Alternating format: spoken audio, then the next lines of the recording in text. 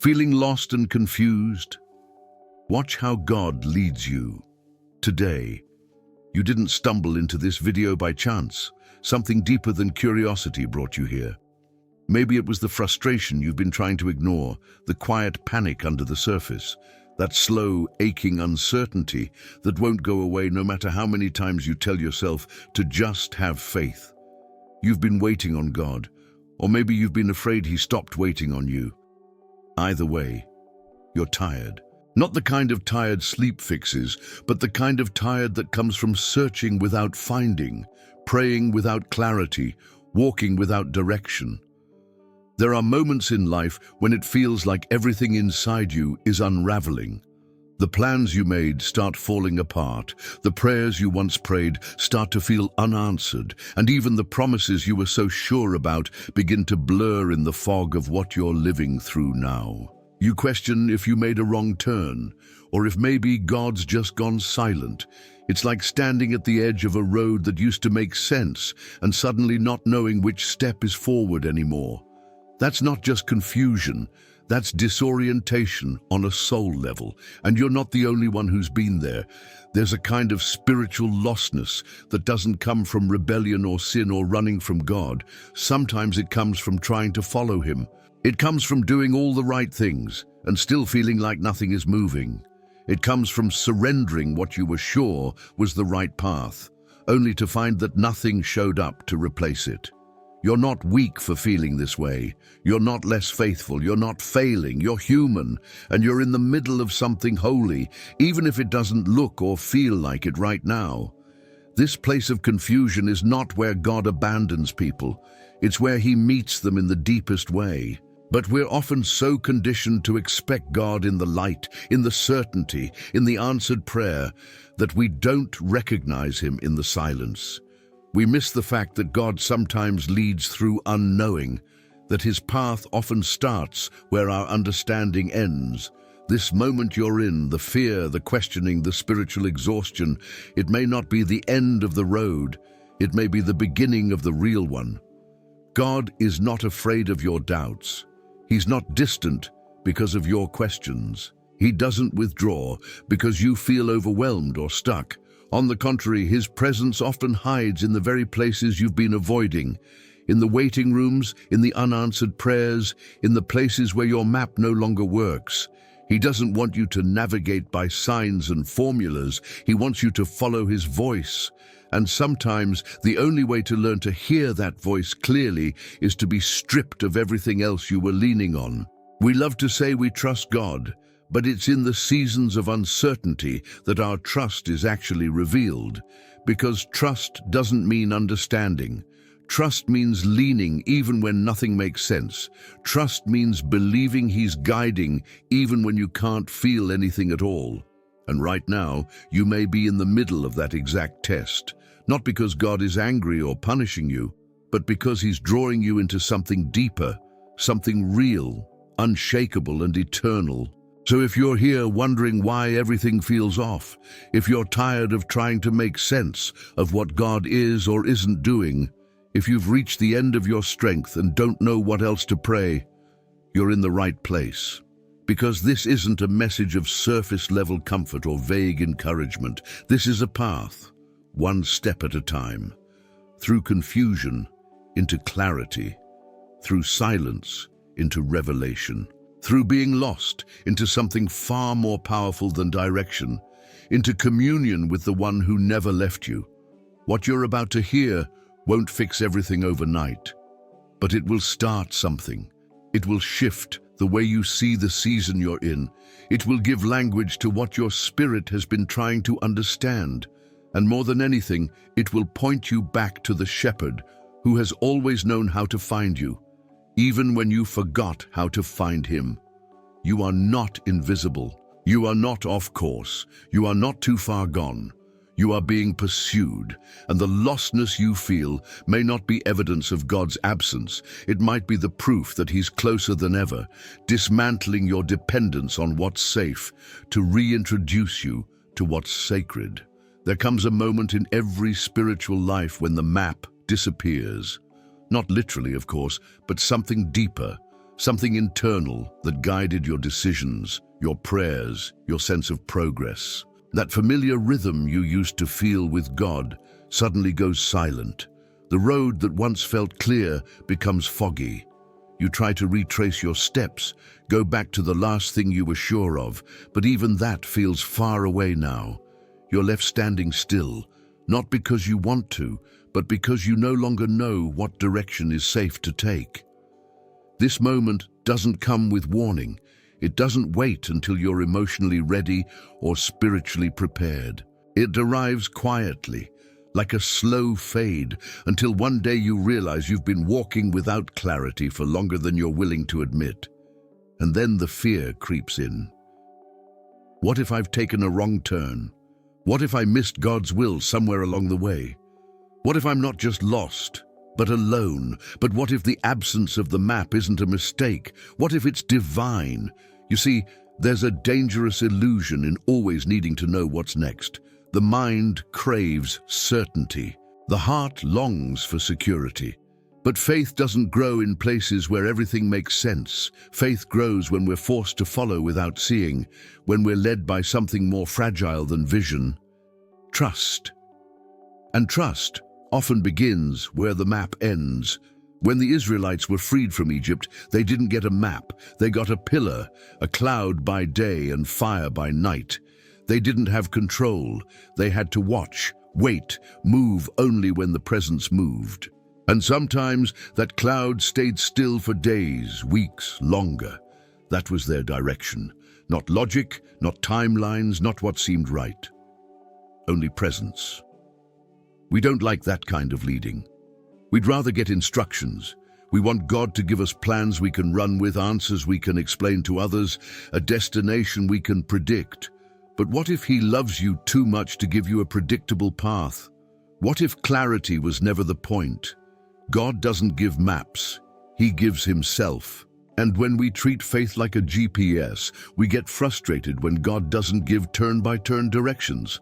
But He's not trying to make us efficient. He's trying to make us close. And closeness doesn't come from knowing what's next. It comes from staying with the one who knows.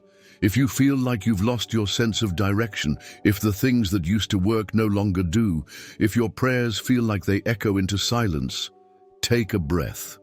You're not broken. You're being recalibrated. When the map disappears, it forces us to stop leaning on information and start leaning on intimacy. This season of disorientation may not be punishment. It might be preparation. It might be the only way God could get you to let go of your plan long enough to embrace His presence. Because when the map disappears, you start listening differently. You pray differently. You don't rush ahead. You become more aware, more dependent, more still. And in that stillness, something holy happens. You begin to hear again, not in grand signs or obvious directions, but in the gentle whisper that says, "I'm still here. Follow me." It's terrifying to walk without a map. But maybe the map was never meant to carry you through this part of the journey. Maybe it's the absence of the map that's creating space for something deeper. Not navigation, but communion. Not answers, but presence. Not a path you can predict, but a relationship you can trust. So if you're standing in the middle of nowhere, unsure of what's next, unsure of what God wants, unsure of who you even are anymore, don't panic. You're not at the end. You're at the beginning of something sacred. You're being invited into a way of walking that doesn't require constant understanding, just constant surrender. And in the surrender, you'll begin to realize, when the map disappears, the guide becomes visible. There's a moment in every journey when we begin to question whether the detour we're on was heaven-sent or self-inflicted. When the doors don't open, when the prayers remain unanswered, when nothing seems to be moving, it's natural to start asking, did I do something wrong? That question, quiet but persistent, can create a subtle shame that grows beneath the surface of our faith. Because confusion to us feels like failure. Delay feels like disobedience. But what if it's not? What if what feels like a breakdown is actually a breakthrough in disguise? What if God isn't punishing you, but protecting something He planted inside you? We often assume that if God were really with us, everything would move smoothly. That clarity would come quickly, that doors would open effortlessly, that confirmation would feel constant. But throughout Scripture, the people God used most powerfully all experienced moments where everything slowed down, shut down, or seemed to fall apart right before the promise was fulfilled. They weren't being delayed because they missed God. They were being disrupted because God was doing something deeper than they understood. We call it delay. Heaven calls it alignment. There's a kind of disruption that doesn't come from disobedience, but from divine orchestration. The kind that interrupts your plans, cancels your timeline, and dismantles your control. Not to discourage you, but to rebuild you. It's uncomfortable, it's disorienting, but it's purposeful. Because God's greatest work in you is rarely done when things are going according to your expectations. It's done in the space where your understanding ends and His wisdom begins. Sometimes God will let you run out of your own strength so you'll finally rest in His. Sometimes He'll let you reach a closed door so you'll stop trying to force something He never called you to open. Sometimes He'll let a good thing collapse to make room for the right thing to rise. And when that happens, you'll be tempted to call it delay. But look closer. The delay might be the very thing saving you from walking into a future that your spirit wasn't built to carry yet. There is nothing wasted in the life of someone who walks with God. Nothing delayed that He cannot redeem. Nothing disrupted that He cannot use. But we have to stop assuming that silence means distance and slow progress means disfavor. Some of the most profound seasons of growth are buried beneath what feels like holy disruption. Ask yourself, what if this delay is not a sign you missed the way, but an act of love slowing you down before you run too far into something not meant for you? What if this frustration is the friction required to wake you up to something better? God doesn't lead us by accident. He's not improvising your story. He's not pacing heaven wondering how to fix what you broke. He sees it all. The doors that opened too soon, the ones you begged Him for, the ones He gently closed. And He sees what you don't, the full picture, the end from the beginning. The discomfort you're feeling may not be a result of wrong direction. It could be God untangling the threads of fear and control that you've wrapped around your plans. It could be Him shaking loose your need for outcomes so He can teach you to trust in who He is, not just in what He does. Because the purpose of divine disruption isn't to disorient you, it's to deliver you from illusions that cannot carry you forward. You were never meant to manufacture your own calling. You were meant to follow a shepherd who knows the way. And sometimes, the only way we stop trusting our own ability to navigate is when the path we thought was secure suddenly disappears. So instead of asking, "Did I delay the plan of God?" ask this, "What is He showing me through this interruption?" Instead of asking, "Did I miss it?" ask, "What if this is it, right here in the slow, quiet, unseen part?" Because more often than not, that's where real transformation is taking place. God is not late, and you're not lost. You're being lovingly disrupted, not to punish, not to delay, but to develop you for what comes next. We live in a world obsessed with movement. If you're not advancing, if you're not building, if you're not producing results, then something must be wrong. That's what we're told. But what happens when you're moving fast and still feel like you're going nowhere? What happens when everything in your life is shifting, evolving, progressing on the outside, but something inside you remains unsettled? That's the tension of forward motion without true direction. And it's more common than we like to admit. Sometimes we mistake activity for alignment. We confuse busyness with obedience. We think momentum is always a sign of God's blessing, and stillness is a sign of disfavor or disconnection. But the truth is, God doesn't measure progress the way we do. He's not impressed by movement if it's headed in the wrong direction. He's not moved by your speed if your soul is disconnected from his voice. Because sometimes moving forward is just a more complicated way of getting lost. This is where the illusion of forward comes in. You're doing all the things. You're showing up, you're keeping it together, you're advancing, at least externally. But deep down, you know something's off. You're not at peace. You're not aligned. You're exhausted from striving, but you keep pushing because stopping feels like failure. And yet everything in you is begging for a pause you're too afraid to take. We've learned to fear stillness. But in the kingdom of God, stillness is often the sacred space where clarity returns. The Bible doesn't say, "Run and know that I am God." It says, "Be still." Because only in stillness do we begin to recognize the voice that's been speaking beneath the noise. Only in stillness do we discern the difference between what we want and what God is actually calling us into. There's a moment in the life of Jesus that speaks directly to this. When he was in the boat with the disciples and the storm was raging, everyone panicked, but Jesus was asleep. Not because he didn't care, not because he was unaware, but because he was in perfect peace. He wasn't in a hurry to calm the storm just to prove something. He moved when it mattered. That's what spiritual maturity looks like. Not frantic motion, but purposeful stillness that knows exactly when to act. Some of the most dangerous decisions we make are the ones we rush into because we feel pressure to do something. But action without wisdom is just noise, and too often we call it faith when it's really fear in disguise. We don't wait on God. We run ahead, hoping he'll catch up to our timeline. But God's not obligated to bless movement he didn't initiate. He blesses surrender.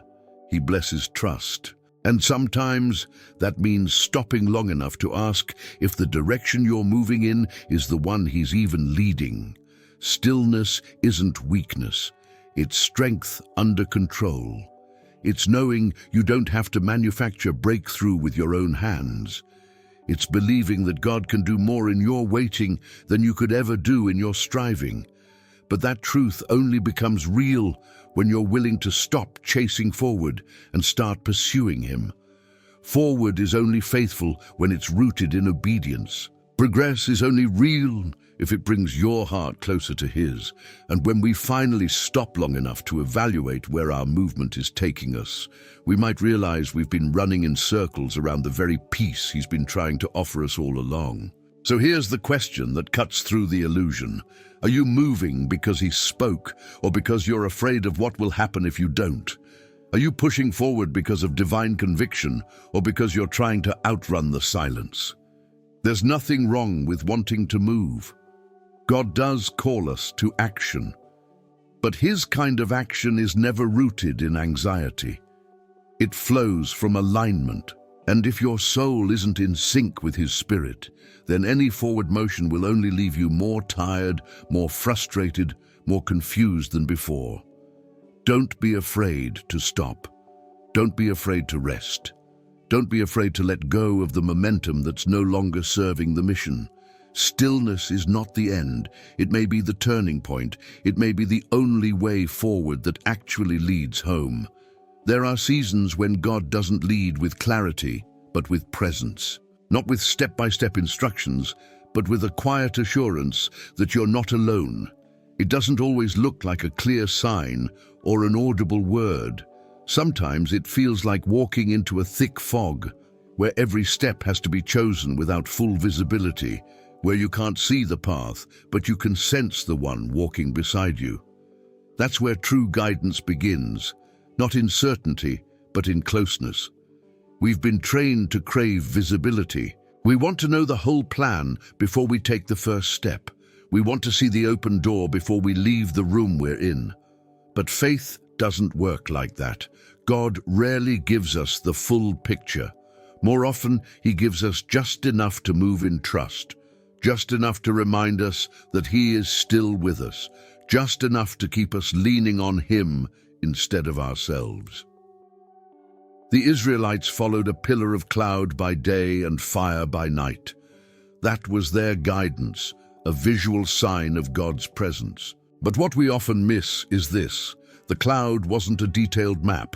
It didn't show them the end destination. It only showed them whether to stay or move. No explanation, no itinerary, just presence. And they had to learn to wait. Sometimes the cloud rested for days. Other times it moved unexpectedly, but their only responsibility was to follow, even when they didn't know where it was leading.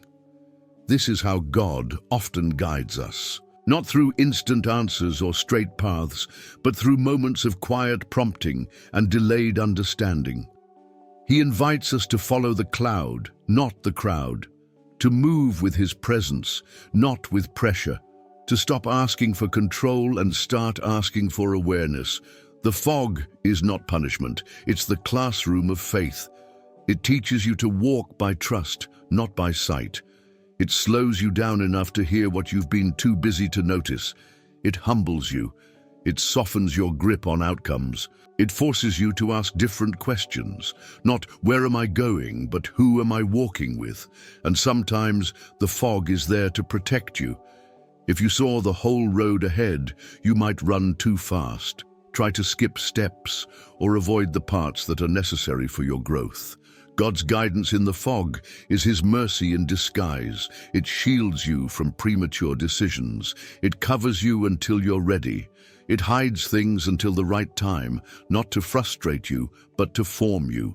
When you're walking in the fog, everything in you will want to reach for something familiar. You'll want to go back to what made sense. But God doesn't call us backward.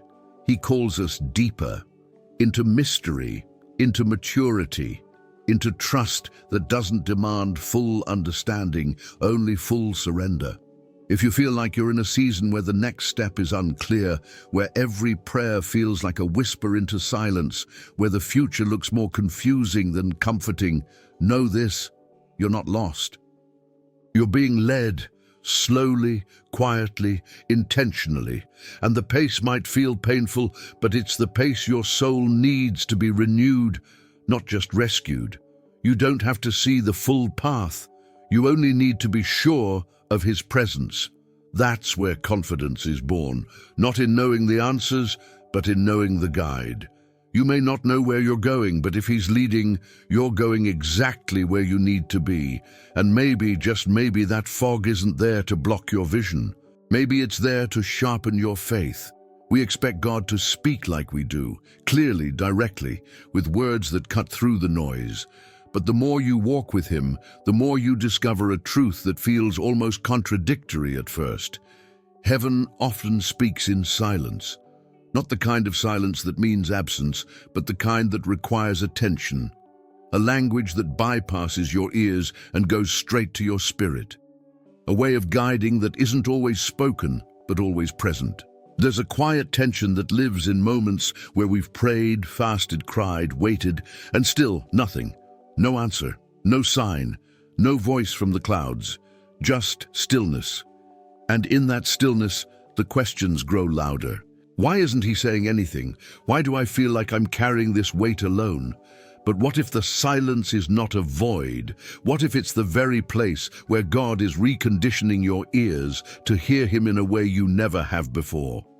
The voice of God is not always thunder and fire. Sometimes it's a breath, a nudge, a closed door, a sense of unrest, an unshakable peace you can't explain. It's found in the ache you can't name, in the resistance that keeps you from stepping into what looks good but doesn't feel right. It's in the dreams that won't die, even after years of waiting. It's in the tension that pulls you away from comfort toward obedience. These are not just emotions, they're messages, and if you pay attention, you'll start to recognize them for what they are, the silent language of heaven. God speaks through interruption, through delay, through redirection. through the door that slammed shut, not to hurt you, but to protect you from something you couldn't see. He speaks through that uneasy feeling that won't let you settle for less, through the sense that something is off, even when everything looks perfect on paper. He speaks through the pull you feel towards something that scares you, because you know deep down it's not about safety. It's about surrender. We often ask for signs, but God is more interested in shaping our sensitivity. Signs can be misread, sensitivity cannot. And the only way sensitivity is developed is through silence.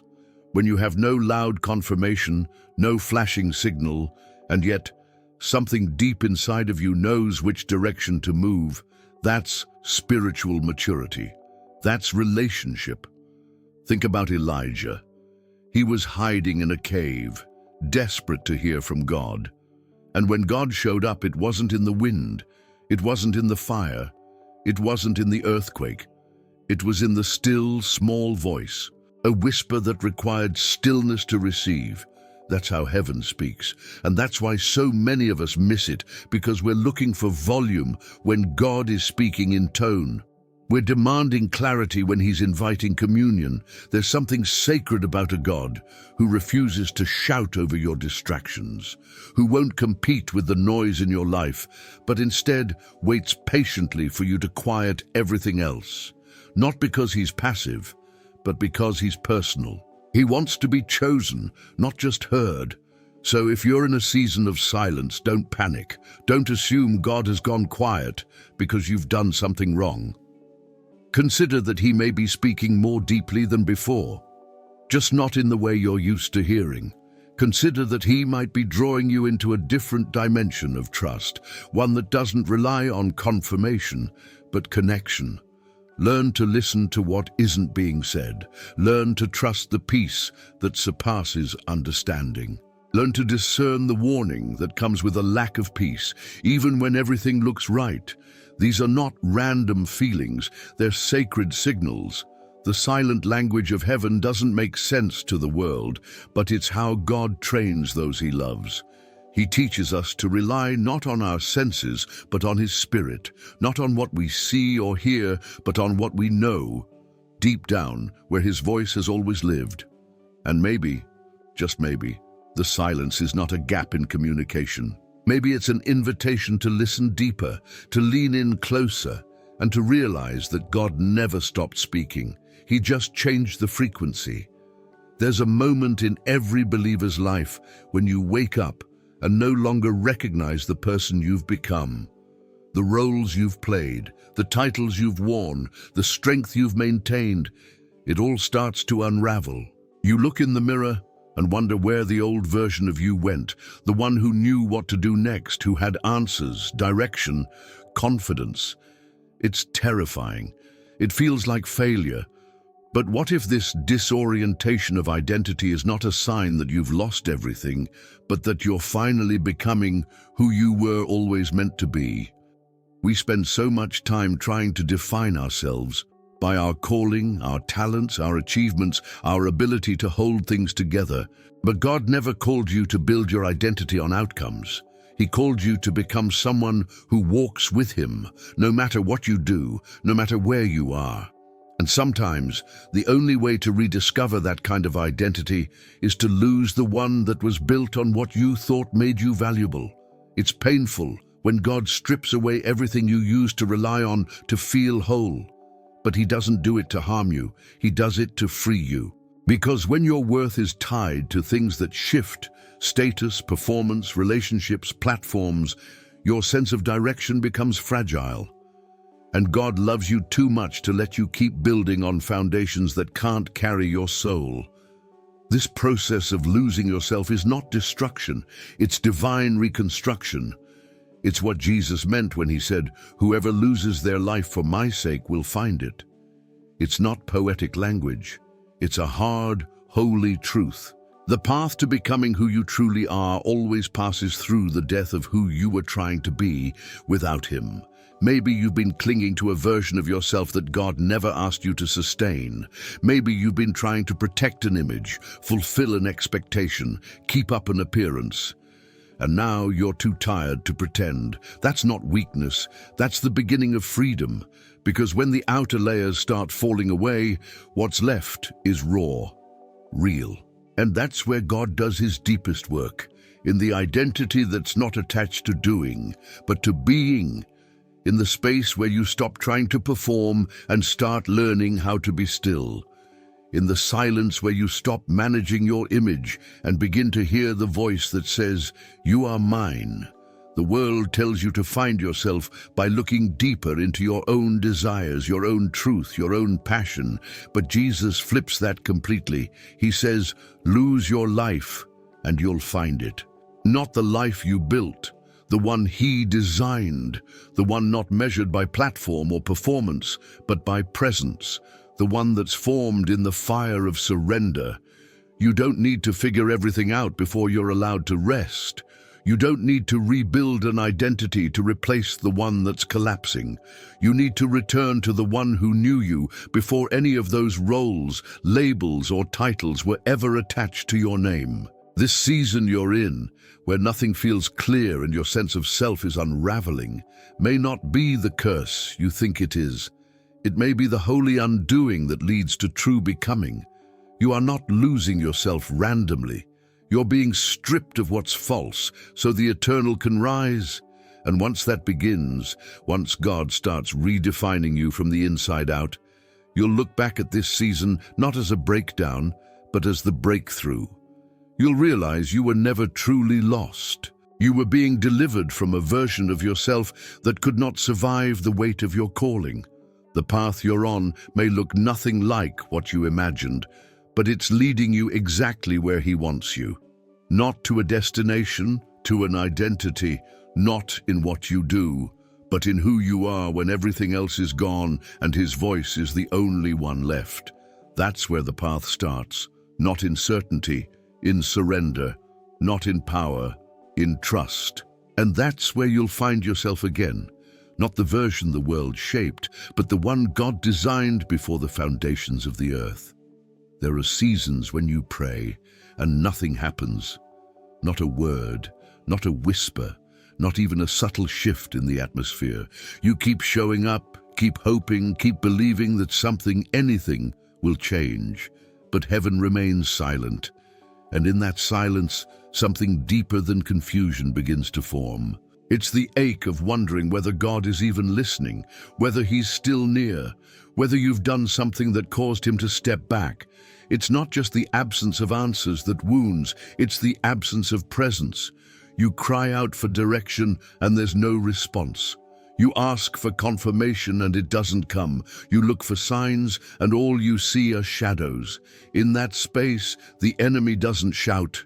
He whispers. He tells you God doesn't care, that you're too far gone, that your prayers hit the ceiling because you've disappointed him too many times. And if you don't confront that lie with truth, it will poison your perception of God's silence forever. Because silence is not always rejection. In fact, silence is sometimes how God draws you deeper. It's not absence, it's invitation. The same God who spoke the world into existence also chose to be silent for 400 years between the Old and New Testaments. Not because he had nothing to say, but because he was preparing the world to hear differently. That silence wasn't punishment, it was pregnant with purpose.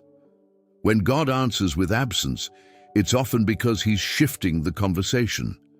You're asking for details, and he's after your heart. You want answers. He wants intimacy. And intimacy isn't built in constant noise. It's built in quiet trust, in the kind of relationship that doesn't require constant confirmation to keep believing. Think of Jesus in the Garden of Gethsemane, the Son of God in agony, crying out for another way, and heaven was silent. Not because the Father abandoned him, but because what was being birthed through that moment was too holy for interruption. There was no rebuke, no rescue, just the silence of a God who was fully present and yet completely still. That silence didn't mean distance, it meant surrender. And that's what he invites us into, a trust so deep that it doesn't panic when heaven seems quiet. a love so mature that it doesn't collapse when it's not getting constant reassurance. The absence of immediate response isn't the absence of divine love. It's often the echo of a God who trusts you enough to walk by faith, not by sight. And in that space, the depth of your faith is revealed, not the shallow version that only survives when things go your way, but the kind that says, even if I don't hear him, I know who he is. Some of the deepest revelations are born in silence. Some of the strongest roots of faith grow when nothing seems to be happening on the surface. Silence exposes what's real.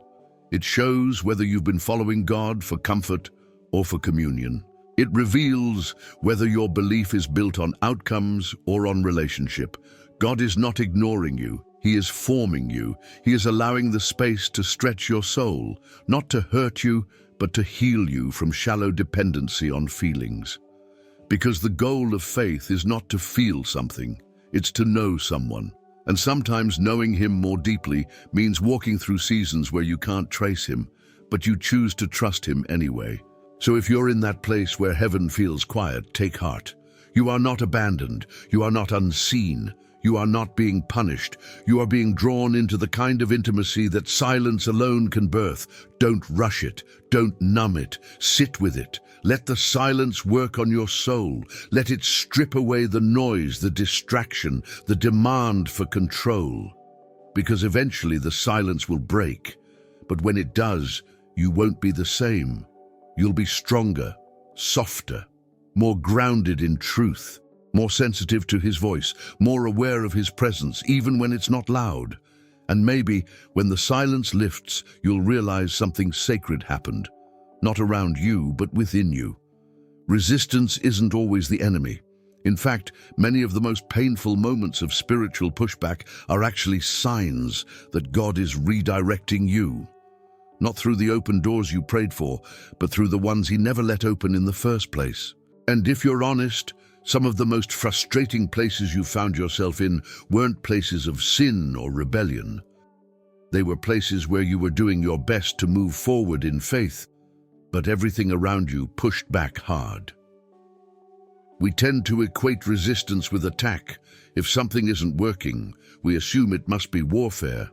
If a plan falls apart, we assume we're under spiritual assault. But not all resistance is demonic. Some resistance is divine. Some resistance is the mercy of God keeping you from walking into something you're not ready to carry, or something that looks good but would slowly pull you away from who you're called to be. You wanted a yes, and all you got was a closed door. You pushed forward, and nothing responded. You invested time, energy, faith, and it didn't grow. That's resistance. And if you don't understand how God uses it, you'll misread his redirection as rejection.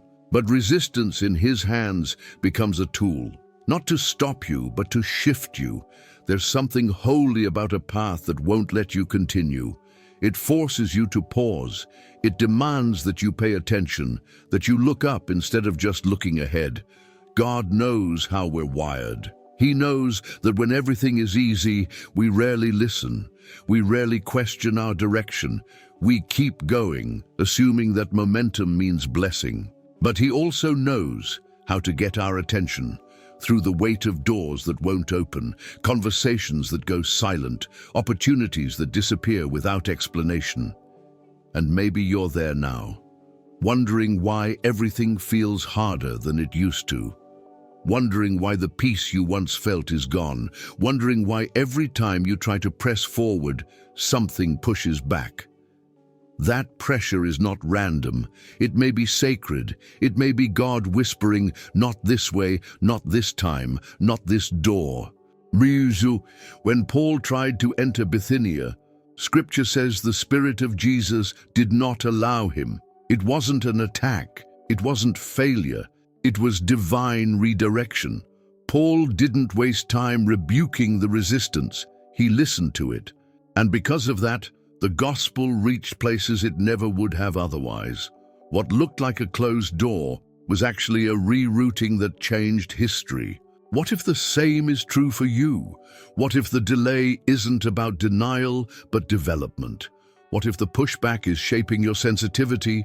What if the resistance is your training ground, building spiritual muscle you didn't even know you needed for where you're going next? We live in a world that glorifies ease. If it's hard, it must not be God. If it's painful, it must be wrong. But the kingdom doesn't operate like that. The cross was resistance.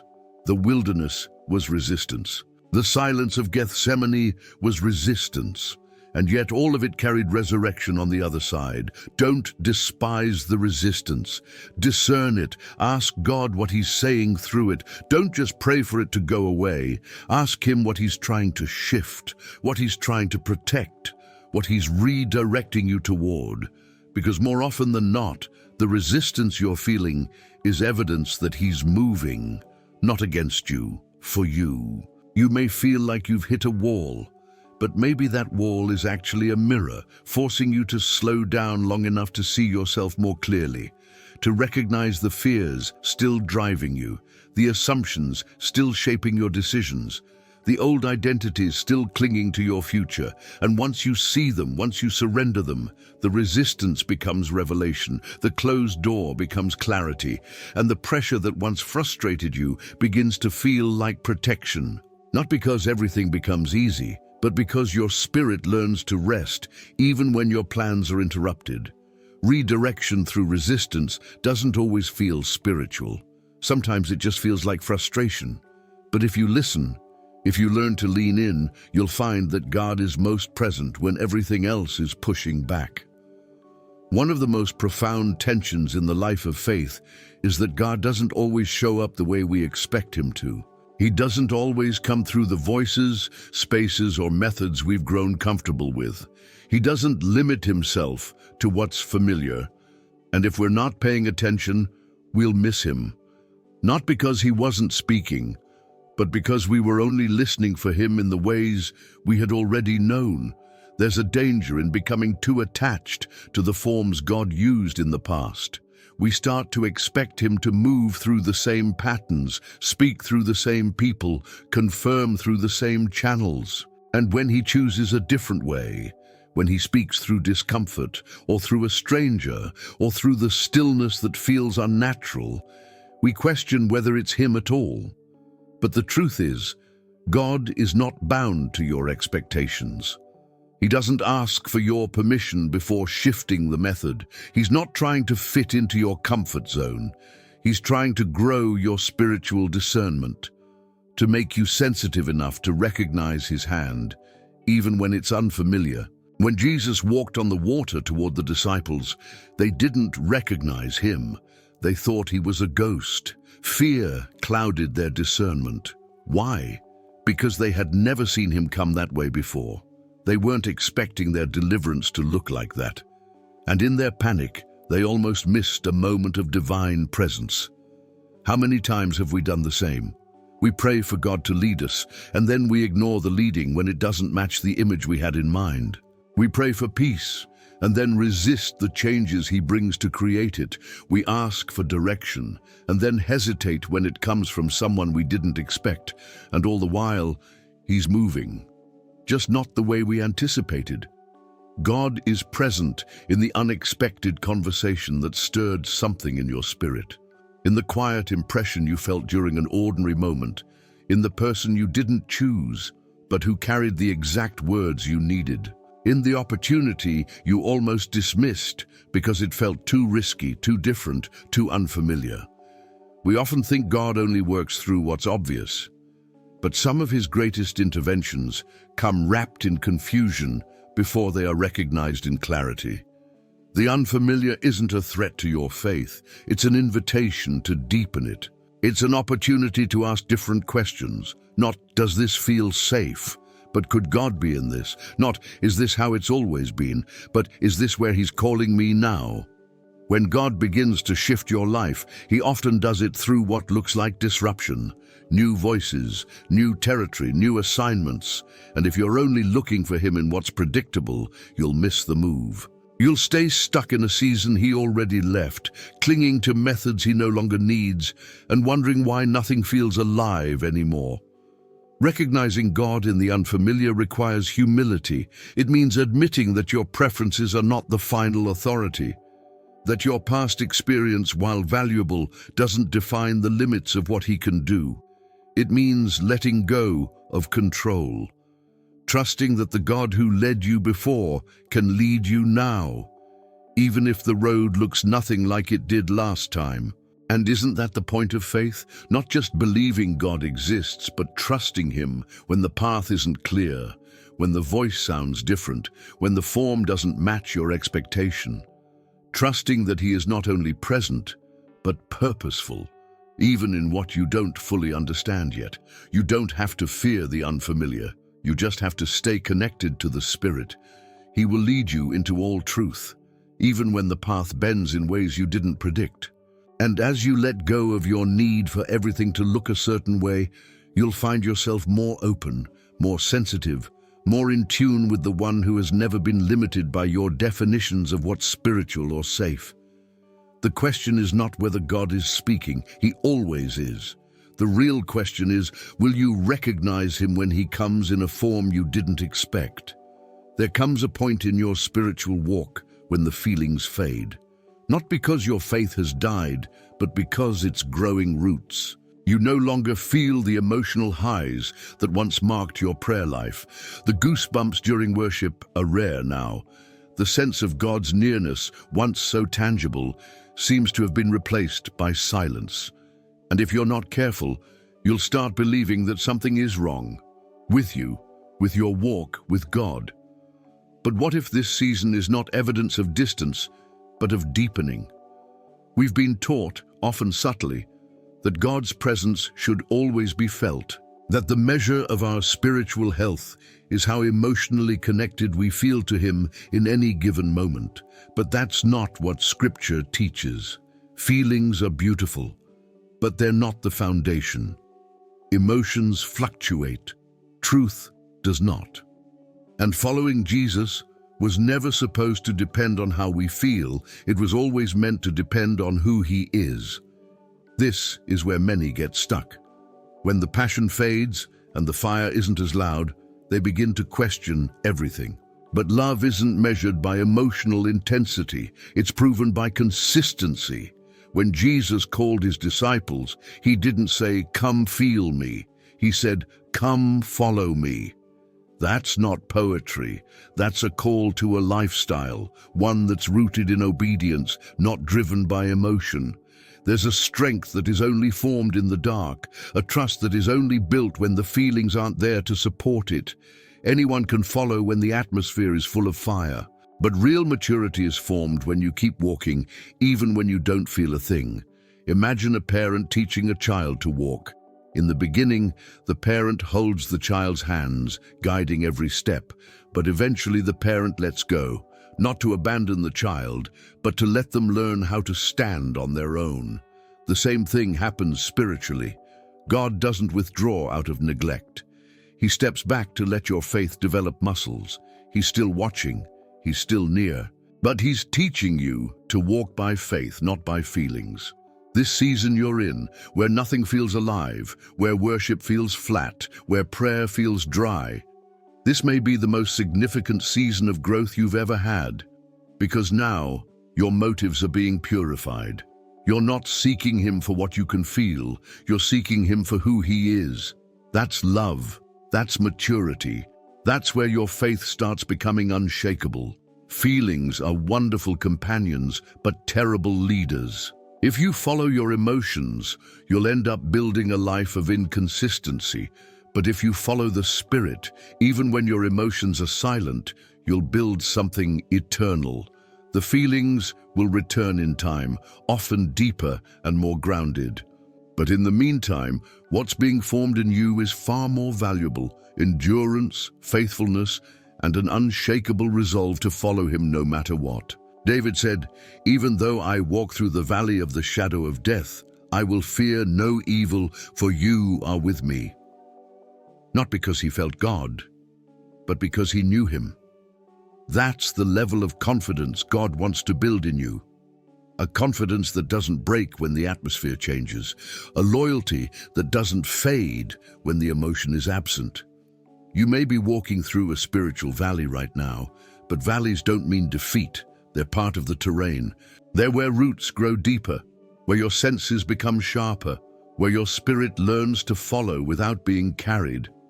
Don't measure your nearness to God by your current emotions. Measure it by your obedience, by your willingness to keep showing up, to keep praying, to keep trusting, even when your heart doesn't feel it. That's where real transformation begins. You are not backsliding just because you don't feel what you used to. You're not failing because your emotions are quiet. You're being led into something higher, deeper, more lasting than emotional experience. You're learning how to walk by faith, and in time, you'll see that this season didn't diminish your faith.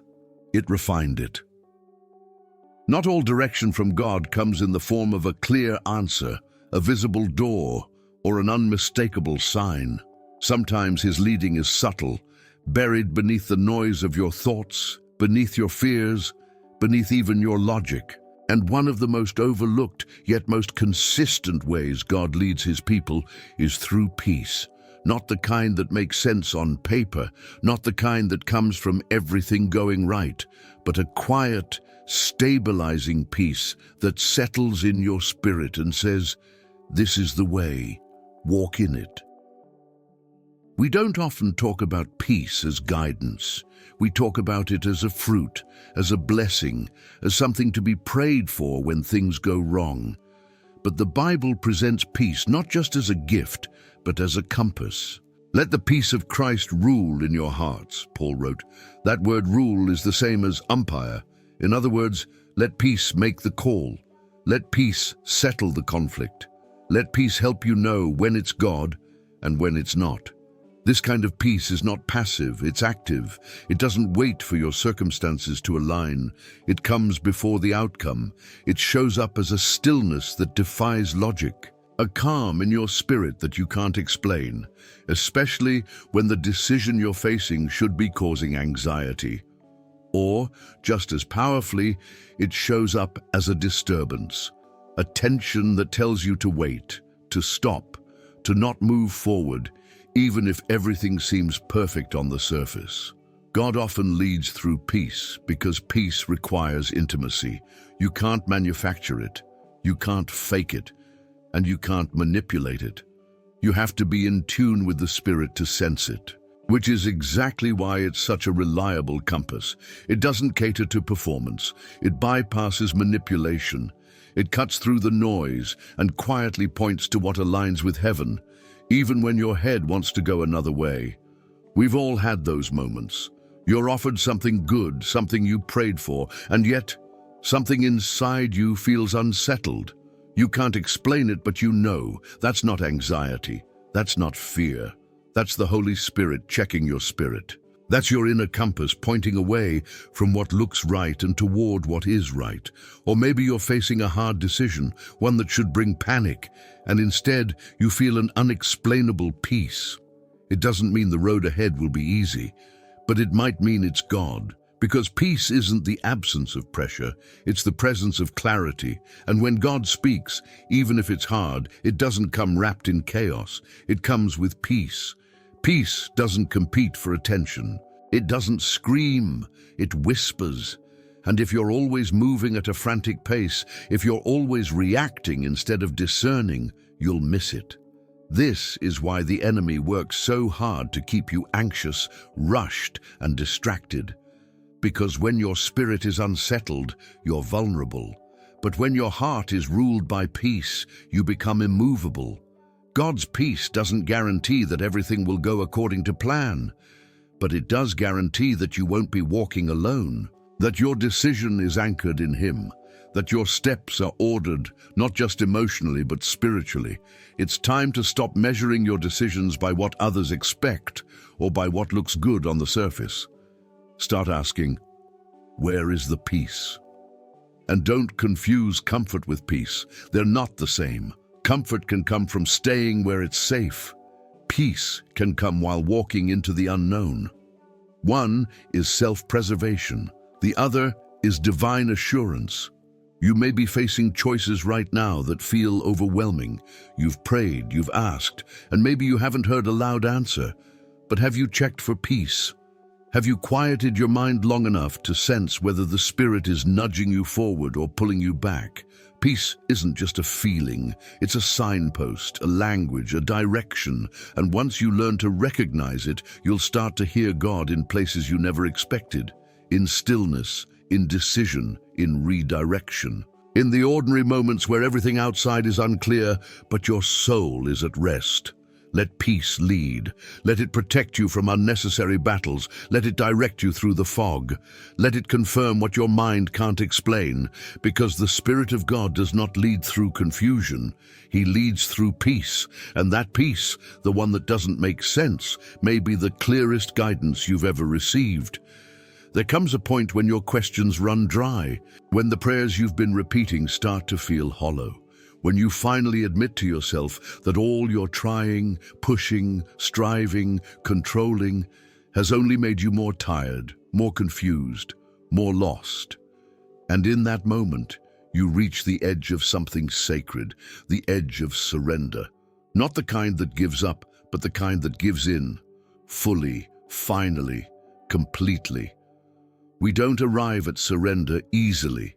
Everything in us resists it. We want answers, not ambiguity. We want control, not trust. We want the kind of faith that allows us to still steer the ship, to still shape the outcome. But surrender asks for something deeper. It asks you to lay it all down, not just your plans, but your right to understand. And in that holy release, something begins to shift. This is where God speaks. Not always through a dramatic word or miraculous sign, but through a quiet clarity that rises when the noise of your control finally dies down.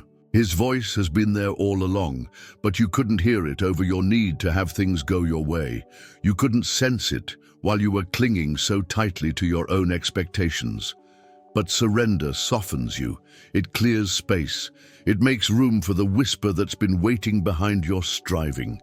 The voice inside surrender is not loud. It doesn't force its way through. It waits patiently. And when you finally stop, really stop, you'll begin to hear what you've been missing. I've got you. I've never let go. I know where you are, and I know where I'm taking you. This isn't the kind of surrender that strips you of your power. It returns you to the power you forgot you had, the power of peace, of alignment, of walking in rhythm with the one who sees it all. Because you were never meant to carry the weight of figuring everything out. You were never called to carry what only trust can hold. You may think surrender is weakness, but it's where the strongest believers live. It's not passive, it's powerful. It's the act of saying, God, I choose you over the outcome. I choose obedience over control. I choose presence over performance. Even if I never get the answer I'm hoping for, I will follow. And in that place, fear starts to lose its grip. Anxiety begins to break. Not because the circumstances change, but because your posture does. You move from clenching your fists to opening your hands. You stop demanding certainty and start walking in communion. And the voice that once felt so far begins to come into focus. Not because he moved closer, but because you stopped resisting the way he speaks. God's guidance doesn't always come after you've conquered your doubts.